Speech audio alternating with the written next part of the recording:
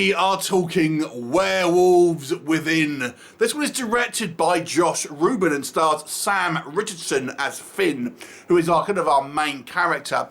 Now this is actually based off a video game by the company Ubisoft, and it's essentially a werewolf whodunit movie. We have actually seen a couple of werewolf whodunit movies, believe it or not, and both of them coming out within the last few years, and I'm sure there may well be others as well. Now, Finn is a new ranger who has been sent to this snowy, kind of rural, out-the-way, kind of small community to, service this town's kind of ranger ultimately. And the town is somewhat divided by plans to lay some type of fuel pipes underneath through this town ultimately, and this is causing division within the town. Some who are for it for financial reasons, and some who are against it for environmental reasons. The tensions are running high, and then we have this situation where the town is cut off through a large snowstorm. The power's out, and there seems to be a werewolf amongst them. What'll happen? You're going to have to watch the movie to find out. So the movie plays a whodunit with the added twist of a werewolf there as well. What can we say that worked? I have to say the thing that struck me the most is the production value and the cinematography here. So this isn't really a low budget B movie. It feels like it's a mid-range film, and as such it benefits from having higher production values than a lot of the indie horror movies that we review here on the channel. And as I've mentioned, there have been actually a couple of other werewolf whodunit movies that I've actually reviewed on the channel, and they have all been very low budget. Whilst this one, I've got to say, it's filmed really well, and we do get some really quite stunning sets and location shooting here. In particular, when we see our external shots and we have this snowy wilderness, you really feel like this town is cut off in the middle of nowhere, and it really benefits from having this really great central location, which is this hotel where the majority of our cast are staying, and that looks all fantastic. And even with our internal sequences, again, just the use of lighting and shadow makes it quite eerie and sometimes gothic scenes. The movie is primarily a comedy rather than a horror. There's a couple of minor elements of horror, but primarily it's a comedy. And there are a couple of jokes that I felt did hit. And I have to say, Sam Richardson as Finn is quite a likeable leading man here. Those of you who like a mystery may well be intrigued by the the whodunit, and obviously a few red herrings are thrown here and there as well. But I'm not going to lie to you, I hated this film. When I'm reviewing a film, I'm trying to look at it from a critical perspective. There are certain films that I do not enjoy personally, but I still can see that the movie is well made, and I can I can still give a movie a high mark, even though I don't personally like it.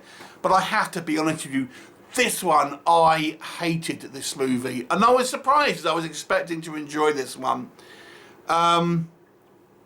So my critiques may well be somewhat personal and may not actually affect some people, because a lot of this is down to taste. The main thing, before I maybe go on to some other bits, the main thing for me is I hated the tone of this movie. The characters within the film are all super kooky, quirky, mega eccentric, but it just, to me, everyone was just screaming and shrieking and shouting through the whole film with, not real characters. These are not characters to me that you can get behind. They're all playing up to comedy archetypes and things like this. So no one here, everyone's playing into massive stereotypes, for example, the gay couple or things like this, or just the the hillbilly types and things like this. Everyone is massively OTT, over the top. I've got told people don't know what OTT is outside of the UK. It's over the top. So I really didn't like the this over the top tone that this movie has with characters that are so shrill, loud, and kind of just constantly kind of screaming and shouting, unrealistic, you know. And this is a comedy, I get it, you know, it's not meant to be necessarily taken seriously, but it just goes so far with having these characters that are so just like so far from removed from any type of believability or reality that I just can't get behind them, because everyone is just playing at these massively annoying characters. Even our main character, I've got to say, is guilty there. Every single character.